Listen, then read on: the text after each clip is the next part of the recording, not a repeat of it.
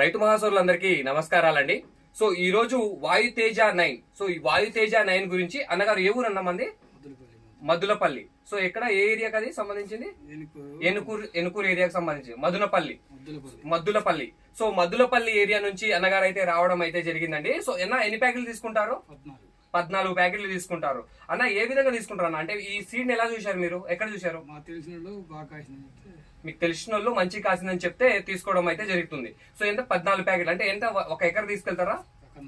1.5 ఎకరం వస్తుంది. సో మీరెంత పెట్టుకుంటారు మొత్తం మీద? ఇద్దరు కలిసి చెరు 30 గుంటలు ఒకసారి చూద్దాం అన్న ఉద్దేశంతో పెట్టుకుంటారు.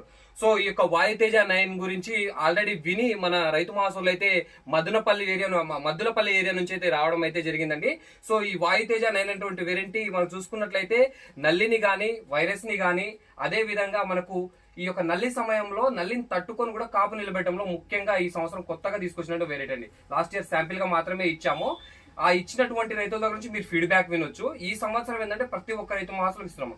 దీని యొక్క మెయిన్ క్వాంటిటీ, దీని యొక్క ముఖ్య లక్షణం ఏంటంటే నల్లిని తట్టుకొని కూడా కాపు నిలబడుతుంది, కాయ సైజు బాగుంటుంది, గింజ శాతం ఎక్కువగా ఉంటుంది.